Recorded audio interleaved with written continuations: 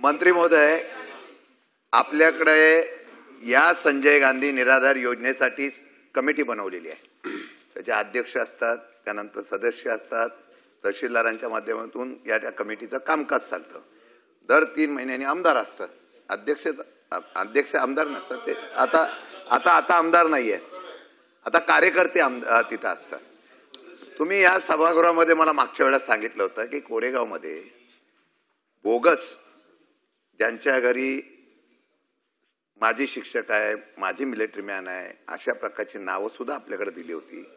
या लोकांवर कारवाई करण्याच्या संदर्भातले आपण आश्वासन दिले होते। चौकशी करून त्या सभापती आणि ते जे आहेत त्या अध्यक्ष वगैरे यांच्यावर कारवाई करून फौजदारी गुन्हा दाखल, कारण हे गरिबांचे पैसे आहेत।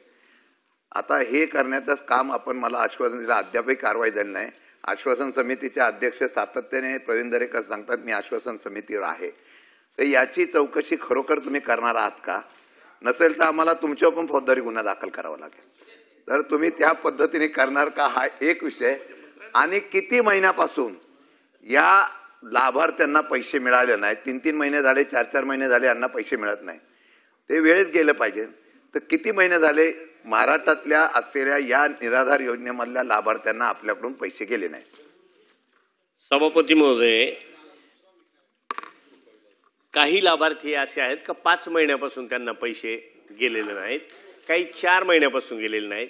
जशी आपण ज्या वेळेला डीबीटीची घोषणा केली तेव्हापासून जसजसे लाभार्थी त्या लिंक कनेक्ट होतात त्याच्यानंतर पुढच्या महिन्यात लगेच मागच्या पैशासहित त्यांचे पैसे दिले जातात। अजूनही ही जी मी संख्या सांगितली ह्याच्यातले बरेचसे लोक अजूनही प्रयत्न करतात आधार लिंक होण्यासाठी। तर त्या दृष्टीने आपण सगळ्यांनी मदत करावी अशी मी पुन्हा विनंती करतो। पाठीमागच्या अधिवेशनमध्ये सरांनी प्रश्न उपस्थित केला होता, तर जिल्हाधिकारी महोदयांच्या अध्यक्षतेखाली एक कमिटी स्थापन केलेली आहे, तर निश्चित कार्यवाही केली जाईल। मी सचिन आहिरांना बोलण्यास देण्यापूर्वी या संजय गांधी निराधार योजना आणि सर्व शासनाच्या तत्सम योजना या ज्या सुरू आहेत, अतिशय चांगलं डीबीटीच्या माध्यमातून थेट लाभार्थ्यांच्या खात्यावरती पैसे जातात, अतिशय चांगली योजना आहे। पण दर वर्षांना ही आधार लिंकिंग आणि केवायसी करावं लागते आणि आपण सगळ्याच योजनेच्या माध्यमातून आता दर वाढत असताना आपण हे कळीचा मुद्दा इथेच आहे।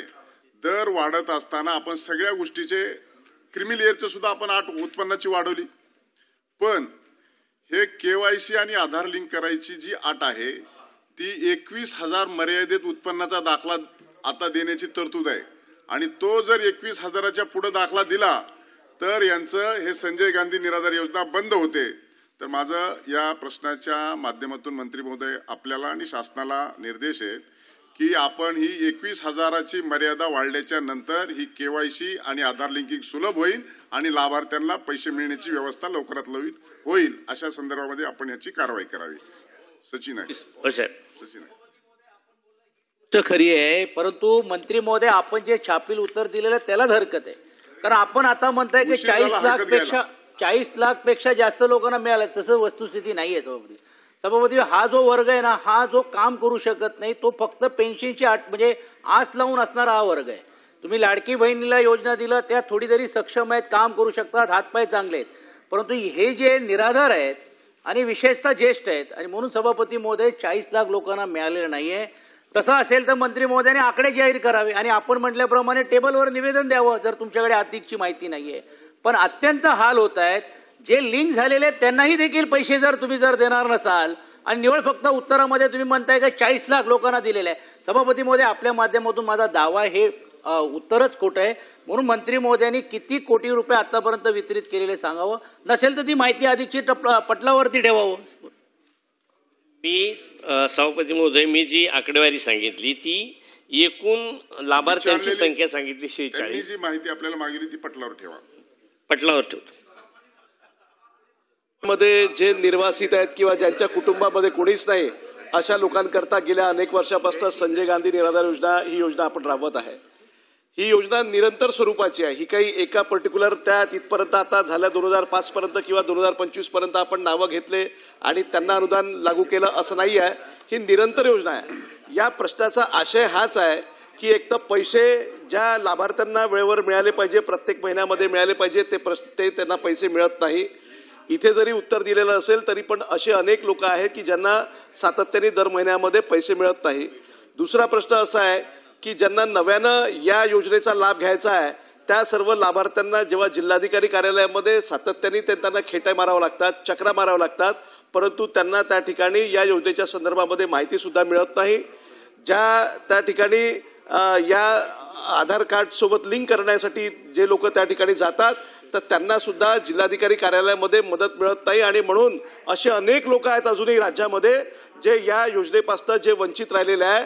आमची मागणी आहे किंवा आमचा प्रश्न आहे या निमित्ताने आहे की ही संजय गांधी निराधार योजना जी आहे त्याला आणखीन व्यवस्थित कार्यान्वित करण्यासाठी सरकार काही उपाययोजना करणार का?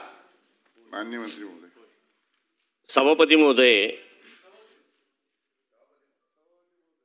आपल्या राज्यात 43,17,717 एवढे ह्या योजनेचे लाभार्थी होते.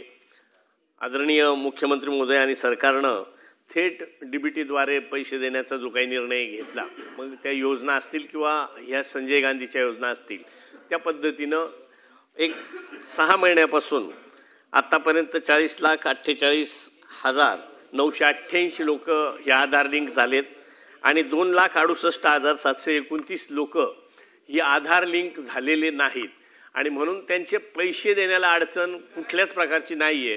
कारण केंद्र आणि राज्य सरकार जरी पैसे देत असेल, केंद्राकडून निधी येण्यासाठीचा उशीर होतो, परंतु त्या निधीची वाट न पाहता राज्य सरकार हे विशेष सहाय्य म्हणून त्या ठिकाणी देतं.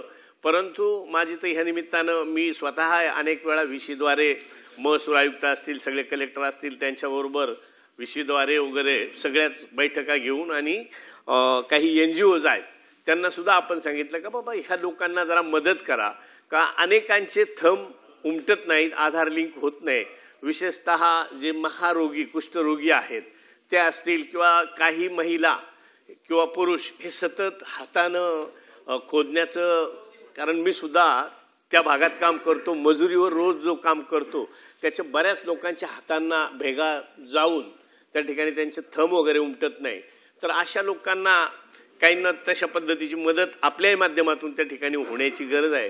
कारण 2,68,000 जे काय आपण म्हणतो त्याच्यात काही मृत व्यक्तींचा सुद्धा त्याच्यात बेरीज आहे. त्याच्यामुळे ही संख्या तशी कमी झालेली आहे.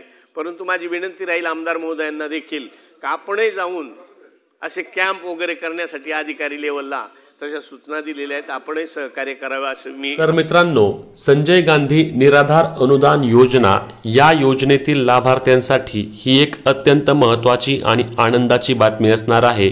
कारण आपण पाहिलं की मागील अनेक महिन्यांपासून या निराधार अनुदान योजनेतील लाभार्थ्यांना वेळेवर पैसे मिळत नव्हते. यापैकी अनेक असे लाभार्थी आहेत की ज्यांना सुमारे डिसेंबर महिन्यापासून पैसे मिळाले नाहीत, कारण त्यांना ही डीबीटी प्रोसेस असते किंवा डीबीटी करायचं याची माहितीच नाही. कारण याआधी त्यांना सर्व पैसे जमा झाले होते ते त्यांनी जे बँक खाते दिले होते, म्हणजेच की या योजनेचा अर्ज करताना जे बँक खातं त्यांनी त्याची झेरॉक्स जमा केली होती त्यामध्ये त्यांना पैसे जमा झाले होते. परंतु आता सरकारकडून डिसेंबर 2024 मध्ये एक शासन निर्णय प्रकाशित करण्यात आला, ज्या निर्णयानुसार संजय गांधी निराधार अनुदान योजना या योजनेचा लाभ घ्यायचा असल्यास तुम्हाला डीबीटी म्हणजेच की तुमच्या आधार कार्डला तुमचे बँक अकाउंट ऑनलाईन पद्धतीने लिंक असणे आवश्यक असणार आहे, तरच तुम्हाला हे पैसे जमा होतात.